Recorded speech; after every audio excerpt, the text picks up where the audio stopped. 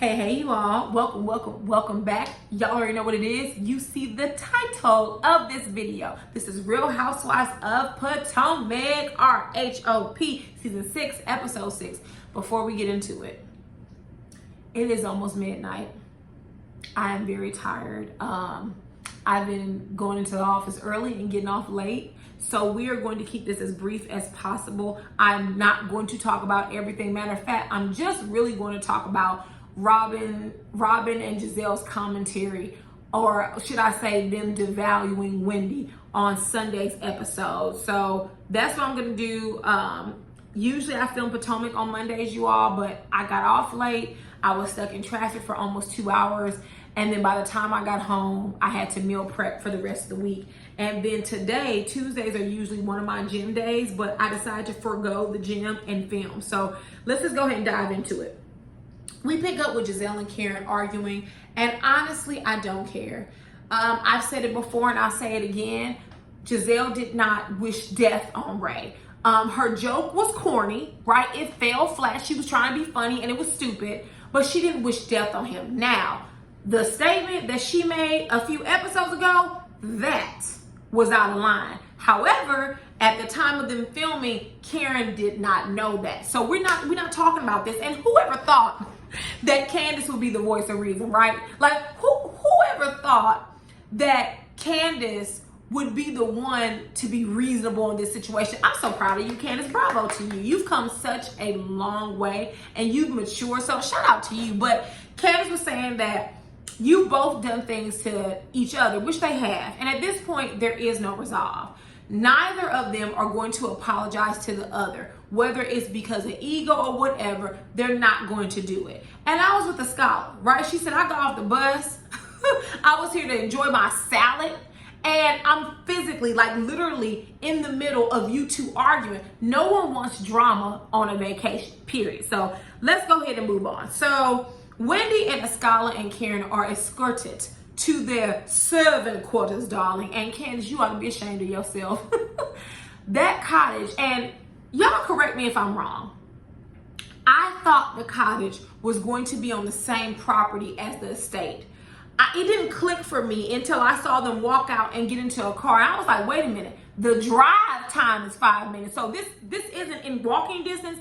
That is unacceptable, Candace. And honestly, if I were one of those women, I would have said, oh, honey, no. I would have called with my hotels. I would have seen what my rewards was looking like. And baby, I would have checked into a hotel. I mean, hotel, a motel, hell, even a Holiday Inn would have been better than that outdated, dilapidated, small, old ass cottage, right? Because when you juxtapose that to the estate is grand, it's beautiful, it's modern, it's chic. They have wonderful views. And here we're stuck in this tiny house. We're stuck in this tiny house in a cottage. No, ma'am, couldn't have been me. So we're going to skip right over Ashley and the Predator. I don't care. So before dinner, we see the ladies getting ready. I think Wendy looks good. I liked her outfit. The only small critique I would have is that her bustier was too small, which Wendy is still becoming adjusted to her body, right? Because her boobs are bigger, they're perkier, they're rounder. She has a flat stomach now. She has a little bit of booty. So she's becoming adjusted to things that, what items look good on her. But other than that, she looked cute. Her hair was cute. Her makeup was cute. I liked everything about it. How can you devalue someone when they look so good? Like, to me, her breasts are a little too round, but from my understanding, it takes breasts and pants like a year to settle in. I don't know that because I ain't got them, but that's from what I've heard and from what I've read, that it takes them like a year to settle. But even then, she looked good. I didn't see the problem. Well, here comes miserable 1 and miserable 2 entering the chat, and that is Gizelle and Robyn. So let's just go ahead and jump in. So Gizelle and Robyn, what they have chosen to do is demoralize another black woman on camera. And I can't get behind that, right? Because honestly, their concerns are baseless, right? So they talk to each other and they said that something is off and different about Wendy. And Gizelle, she's repeated this line several times that, I seen more Wendy skin in the last month than I have in the last year. Girl, so what? If you don't want to look, turn away. You don't have to involve yourself with Wendy if it's such a big deal. And Robyn says, well, this is different from Dr. Winnie the professor, and that shit is weird. What's weird about a person increasing their self-confidence and enjoying their body? We all should be doing that. Whether she did it by way of the gym or by a cosmetic procedure, she paid for it. She used her discretionary income. That's none of you all's business. You all keep saying her personality is different, but you're not describing what's different about her personality.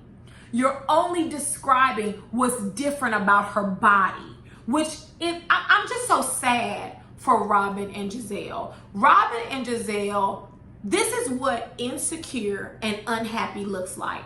Robyn is depressed, right? Can't even get up out of bed. Her child is failing in English when he normally makes straight A's. Your fiance, your ex-husband is telling you you're unattractive, which I'm sure that didn't help any. He's being insensitive to your emotional and mental health needs. Gizelle can't find a man if you paid him. And I'm not saying that because that's my standard. Gizelle defines womanhood based off of a man. Gizelle has all of this advice for everyone else's relationship, but yet she can't stay in one and she can't keep one, right? So what advice does Gizelle have for anyone? They go on to say that, I think Robyn said, Robyn made a comment saying the bodysuit made my crotch hurt. Disgusting. Once again, you say it's her personality, but everything you're describing is her look. Her overall aesthetic. So it can't be about her personality, right? It's not. I think Robyn says she wants to know that she's okay. If you want to know if someone's okay, then you ask them that. You don't devalue and debase and degrade someone because they chose to have a mommy makeover. Right?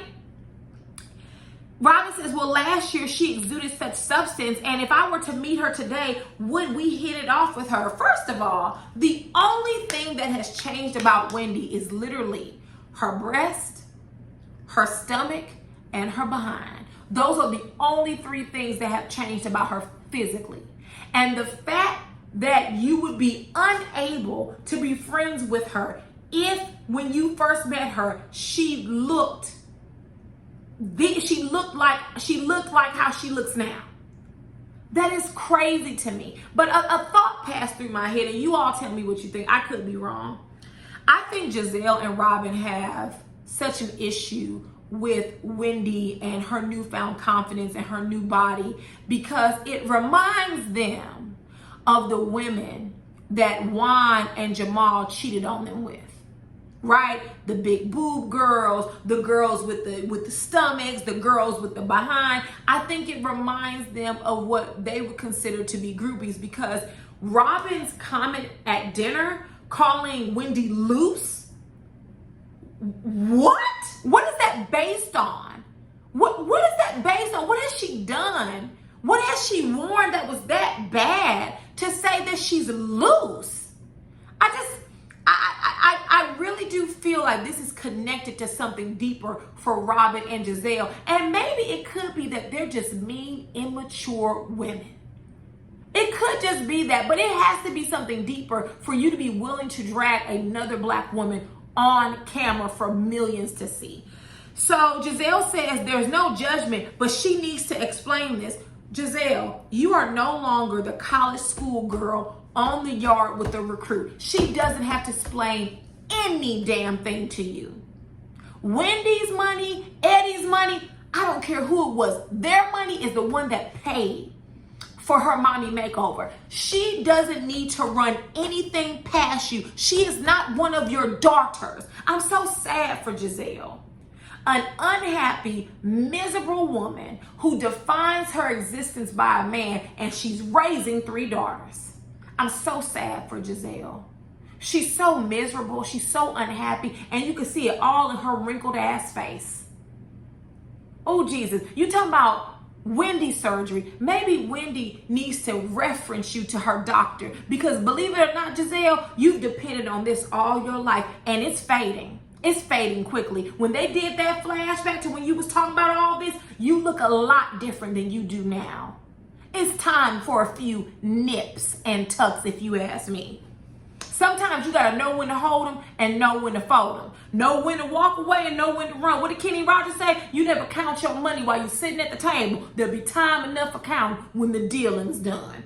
Giselle, you might want to listen to that song one or two times because you got the game all messed up. So then Giselle said, anybody that's making those type of changes, something is off. Something's off because you go and get cosmetic surgery? Interesting, Giselle. Do you feel that way about your friend Portia? Because Portia has had plenty of surgeries. And you want to talk about loose. Ain't nothing more loose than someone sleeping with other people's husbands. Right? But you bosom buddies with Portia. She done had her face done. She's had her boobs done. She's had her behind done. She's anything you can have done, Portia has had it, and you don't have no problem with it. Okay. She then says that Wendy could be possibly overcompensating due to the cheating allegations, but then says the allegations that she doesn't believe they're true. Well, then why is this your umpteenth time of mentioning them on camera, Giselle, if you don't believe they're true? You're trifling, and so is Robyn. Wendy walks upstairs, and of course they fake, oh, hey, girl, hey. You full of BS. I've told you all plenty of times, Gizelle and Robyn are the college mean girls. Robyn pretends like she's not a mean girl because she has a relatable personality.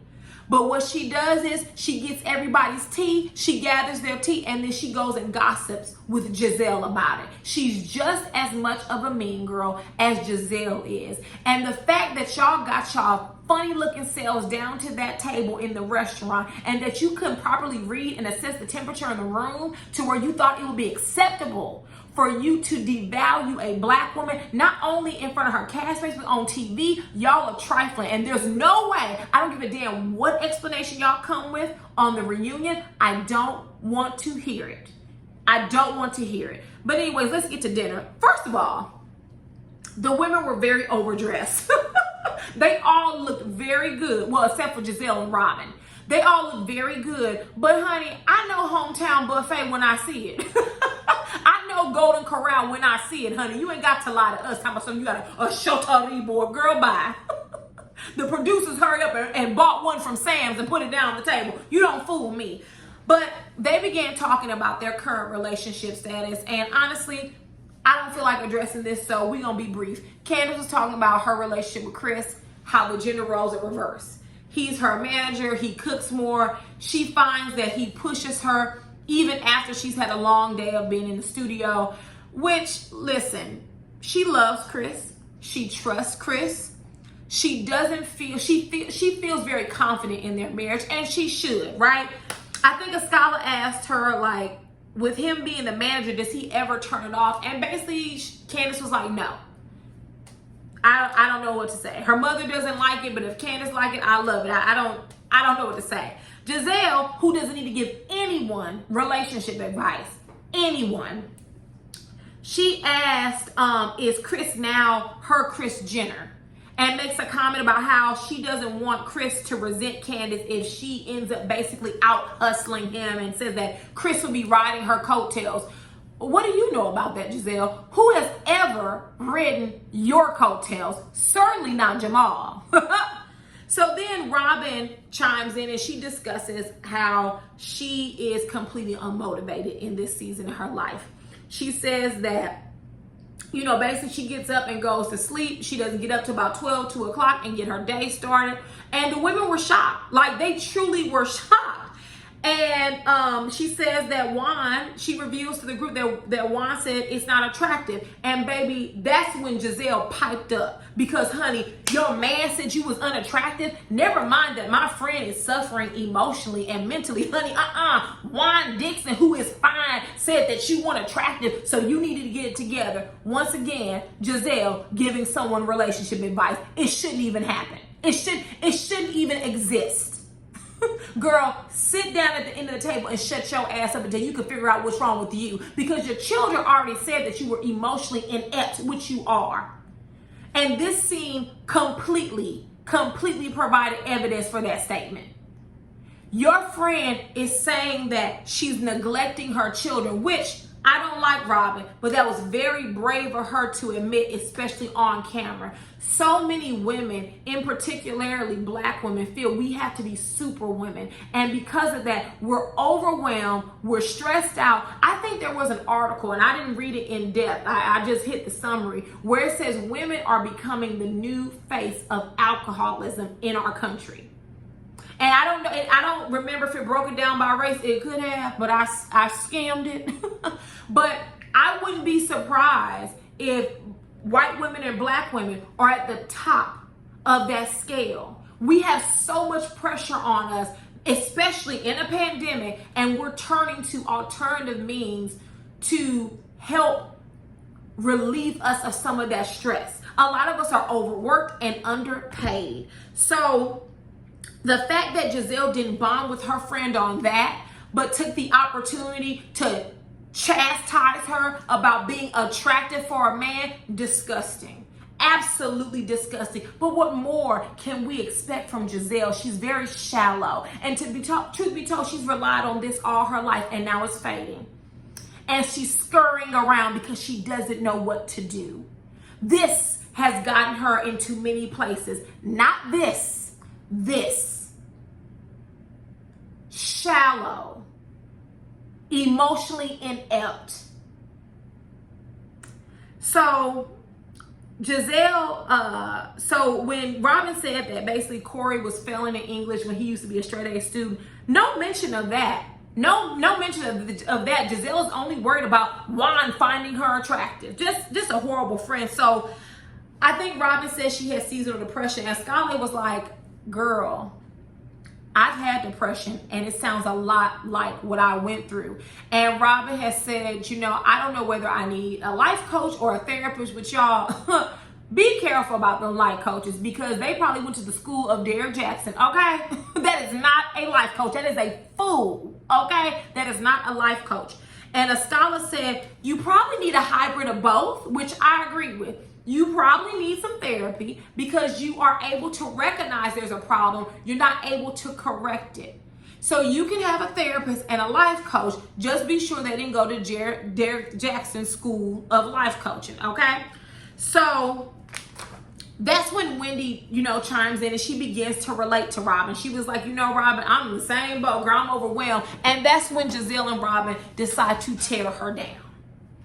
And they start with there's a difference. There's a slight difference. If there's a slight difference, then why is it a major problem to you all? Gizelle recites that same rehearsed line. I've seen more of your body parts the entire month than I have in a year. Well, then don't look Gizelle. Robyn says, you've been dropping it like it's hot. You've been booty popping. And the Wendy I met last year wasn't this loose. Robyn, you have the audacity and the unmitigated gall. You're sitting there with an orange jumpsuit on looking like you're in somebody's prison. And you have the audacity to judge what another woman wears. I haven't seen Wendy in anything that took my breath away, that I was disgusted by. I didn't like the look of her outfit in the other episode, but it wasn't like she was walking around buck naked. What makes her loose? Simply by the way she dresses. And then Candace in her confessional said, tweedle and twaddle, why are you badgering Wendy? Mind your own areolas. Exactly. You are literally tearing this woman to shreds because of what she wears. Because she chose to get a mommy makeover after having 3 children. Come on now. And then Mia. So for the past few episodes, I've said I didn't know what I thought about Mia. I wasn't sure if I liked her, if I could take her or leave her. The jury was still out. Well, baby, the jury is in and I don't like her. And let me tell you why. Mia, you should know what it feels like to be slut shamed, because we're about to have a real conversation. And some of you may not like it, but it is what it is. Nobody wants their children to be strippers. Nobody wants their children to be called girls or called guys. We're not going to sit around and pretend. Nobody does. No one says, you know what, when Canary grows up, girl, I want her to be a call girl. No one says that. Matter of fact, Wendy herself is so ashamed of her former profession that she lies and tells people that she was a bartender. When in reality, the pimp of the club called your new pimp, who's now your husband, and said, hey, get down here, old man. You're a perverted regular at the club. We got some new booty on the rocks for you. And you just so happen to get married to him. That's not the way it works out for a lot of strippers and a lot of dancers. It just happened to work out for you that way. And just because, listen, Mia, you can wear as many Chanels as you want to. You can rock as many Louis Vuitton bags as you want to. You still will never be viewed as some classy lady, because as soon as they hear about your background, I have news for you. They're judging you. And you know that, Mia. They're judging you. They're judging you. So for you to sit there and say, well, I don't agree with, because I think, Wendy has said that women shouldn't be placed in a box. We can be sexy and have substance. Oh, I don't agree with that. I mean, look at Michelle Obama and Oprah. First of all, that lets me know that you don't read. Did you read Michelle Obama's biography? Did you watch her documentary? Did you not hear her say that she had to sanitize herself? Her words, not mine. She had to sanitize herself because her husband had to go, and she was willing to play along as long as after 8 years in the White House, it was over. Read her biography. Look at her documentary. She talks about the changes she had to make and how hard it was for her to be in the public eye as a black woman. But you wouldn't know about that, would you? Calling yourself a boss and you're anything but that. Girl, please, you're a substitute for G. He's the boss. You're not. And also, wasn't Oprah in a love scene in a movie? Did she show some of her body? Like, what are you talking about, me? And then you're going to tell Wendy, if you're a professor, you should embody that because that's who you are. No, it's not who she is. It's a part of her identity. It's not her complete identity. And let me also say this. I've been trying to put my finger on what Mia reminds me of. And my father is a huge Star Trek fan. She reminds me of a Ferengi. If you don't know what a Ferengi is, Google it. All this with the messed up teeth, you look like a Ferengi. And let me tell you something. You was sitting there at dinner, you say you 36, your face screamed 56. You around here lying and jiving. And you ashamed of your former career. Get out my face, Mia. You're ashamed of your career. You know what it's like to be slut shamed. And just so you could be accepted by Gizelle, the mean girl, you hopped on that bandwagon. I don't see it for you, Mia. I don't. So Wendy said, listen, I'm still a professor. I'm still multi-degreed. I still work at one of the highest institutions in land, and I still commentate. Nothing has changed about me. I still have all those things, and I still have substance. Of course. Of course. And then Gizelle's going to say, well, you were sexy last year. You don't define my sexiness, Gizelle. Girl, you with the Cliff Huxtable sweater on, girl, sit there and shut up and eat your meat and cheese from that Sam Shouldery board, okay? The nerve. And when Gizelle saw she wasn't winning, she switched it to, well, it's your personality. No, it's not. This whole time you've been talking about how she dressed. It's not her personality. Then Gizelle changed it again. Well, it's how you came from Mia. So which one is it? Is it her body? Is she dressing too revealing? Is it her personality? She's too confident for you? Or is it that she came at Mia's neck, who's the new girl that you really don't even give a damn about? Come on, Gizelle. I was over it. So Robyn goes, we just want to know you're okay. No, you don't. You wanted to demoralize her. You wanted to make her feel ashamed. And for a woman who is suffering from seasonal depression, you should know what it feels like when your fiance can turn to you and tell you you're unattractive and not give a damn about your emotional needs. You should know what it feels like for someone to demean you. And instead of you uplifting another black woman, Robyn, you decide to tear her down. Girl, bye. And let me say this, Gizelle and Robyn reveled in that, because when they returned to the estate, Robyn asked Gizelle, do you think Wendy's in her head right now? And with joyous glee, Gizelle said, oh yeah, 100%. You all took pleasure in tearing down another black woman. You two are absolutely disgusting. There's no reason for it. There's no rhyme for it. There's no excuse. I don't want to hear it. I'm so glad that Karen spoke up and told her, you don't have to defend your choices to women. Now, Karen, you went a little off the deep end when you said you should be able to show your pubic hairs. I said, oh no, honey. And I think Candace said something like, pubic hairs? Like, girl, what? I was like, Karen, good joke to turn things around. Now, once again, Karen and Gizelle start arguing, and I couldn't care less, because at the bottom line, I will say this, Karen was right that Gizelle asks about everyone else's life in great detail, but when you ask her, she gets offended. And shout out to Escala for being a new girl and being like, you know what, since you asking all these questions, I got a question for you. Your relationship is confusing. What's up with that? And Gizelle, I don't want to discuss it at the table with Charles. Girl, BS. We all know you and Jamal ain't together. You've never been together. Well, at least not recently. And that was a storyline for the show. And it was time to end, because Jamal told you after Monique attacked him that he was not coming back on that damn show. That's what Jamal said, not me. So as they're getting ready to leave, Robyn tells Wendy, you know, you were drop dead gorgeous before, and I don't want the changes in your body to define you. Who are you? Who are you, Robyn, to tell someone what can or can't define them? How is this defining her? She has a new body. She's supposed to enjoy it. She's supposed to, just like if you lose weight, you're supposed to enjoy your new body. And that includes wearing clothes that you wouldn't have worn before. But you wouldn't know nothing about that, Robyn, because you sit around in sweatpants and a shirt with holes in it all day, looking like a fool. So anyways, I think Wendy had made a comment like, the next time I come around, y'all will wear a sweater. And Gizelle said, well, Wendy, we can't ask you questions. We can't ask you questions. There's a problem. First of all, there's a difference between asking questions and demoralizing me.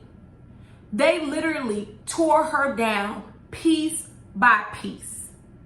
They attacked her. Disgusting. So day 2 of the vacation, Wendy and Karen talk, and Karen was telling her, like, you didn't deserve that attack. You did not deserve that line of questioning. And she said, here come Karen again. She said, Gizelle has been wiggling her fat vagina at us for years. And I said, fat vagina? Oh, wiggling? I said, Karen, what does this have to do with anything, baby?